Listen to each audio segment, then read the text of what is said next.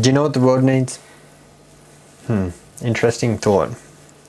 Rick Marks here. Going to pivot today on a look at what the world needs and understanding what changes each of us can do each day. So I love hearing discussion with others, and they've always got a point of view around, you know, how bad the world is, all these wars, and they are all terrible things. You know, there's a lot. 2023 has happened, 2022, Ukraine, like we've had a number of years where, you know, the world could be a much better place.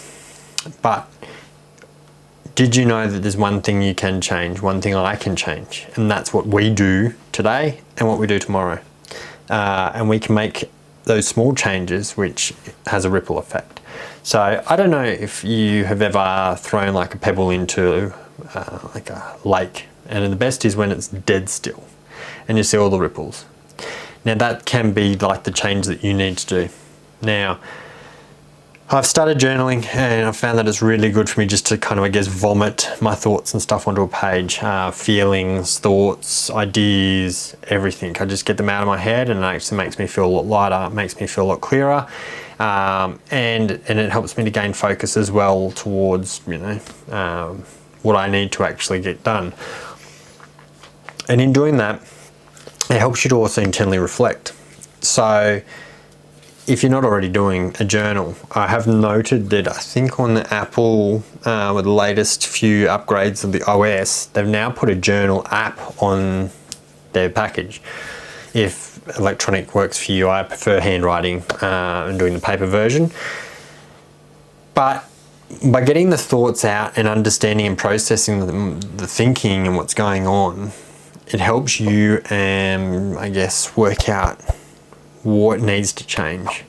And it kind of comes out of the words in itself. I guess the vomit on the page for me, I often kind of, as I'm writing, I go, okay, and that makes sense now. And then that thinking or that thought, that makes sense. And so then this adds to that, and then that impacts this.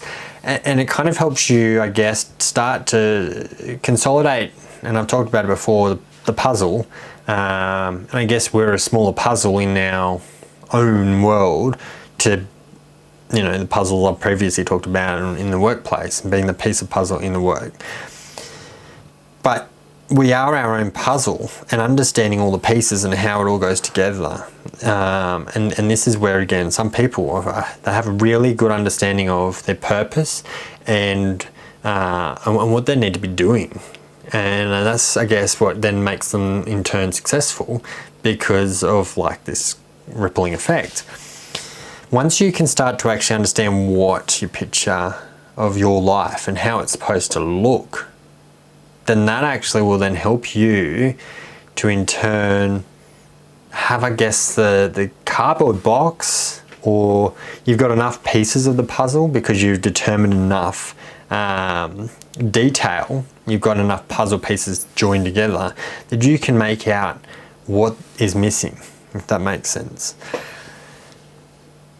So if you're not already journaling and you're not already kind of doing that, even video journaling, if you're going to re-watch them and stuff, by all means, you know, go for it.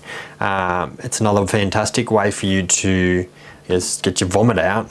And I like to use that word vomit because it's often quite insightful and eye-opening for me, at least, when I read over my journal and I see my thoughts and what are my ideas, you know, how I'm feeling and all that sort of stuff.